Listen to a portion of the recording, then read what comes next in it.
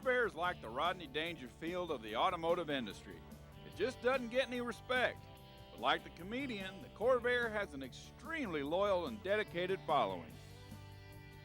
It's very interesting that European cars actually copied the styling of this early Corvair. They call this sort of hip-line styling, and you'll see it very prevalent in the old NSU Prinzes, and certainly BMWs copied that same design. And reading any of the old magazines from the 60s, it's very complimentary to General Motors that they were copied by Europe. General Motors came out with this car as an economy car. But very early in 1960, they came out with the Monza, and it was a big hit. People were very quick to put down extra money for a Monza unit, and this meant that the plain Jane 500 and 700, the stripped down series, just didn't sell as much as the Monza did. So that's really what was the savior to the Corvair in the very early years.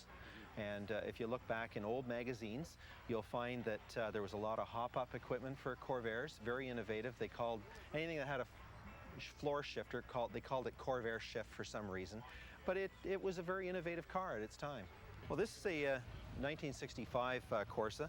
It's the top of the line convertible option. It's a 140 horse. It's a very, very attractive car, and when it scores in competitions, typically it's in the mid-90s. It's been very well detailed, and it truly is an outstanding car. This car was actually a very expensive car. When you compared it to what you could have got in the Bel Air or Impala line, this car would have been about $2,900. And when we compare that to the other full-size Chevy line, the Corvair was actually a very expensive car. In 1960, actually 59, when General Motors announced the Corvair, it was a little bit unconventional for GM. It was an air-cooled 6-cylinder engine, and in the rear. General Motors to that time had always been front engine, water-cooled, rear-wheel drive.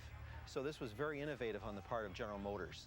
And I think they did it in response to some of the growing foreign car market that was penetrating North America, and they wanted to do this in response to that market penetration that was being felt. General Motors in 1965 came out with the higher horsepower engine. And so you can see that there's 4 carburetors, 2 primaries, 1 primary for each side, and a secondary for each side. This just gives you a little more get up and gallop and makes the car a little more fun to drive. It should be said that Corvairs met their demise not through Ralph Nader, but by the fact that there was a horsepower craze in the 1960s. And an air-cooled engine it's very challenging for General Motors to produce an air-cooled engine that was going to produce the horsepower at the cost effectiveness that they always look for. So in this particular case, they just couldn't produce the cars with enough horsepower to meet the demands. Hence, you'll find that the 67 Camaro bears a very similar line to the late model Corvair.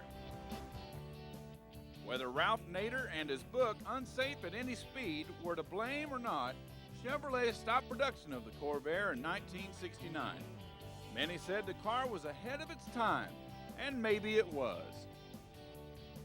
Here we are decades later, and thousands continue to own and drive these unique vehicles. Is it because parts are easy to get, or because the number of clubs all over North America? Or is it just because they're so much fun to drive?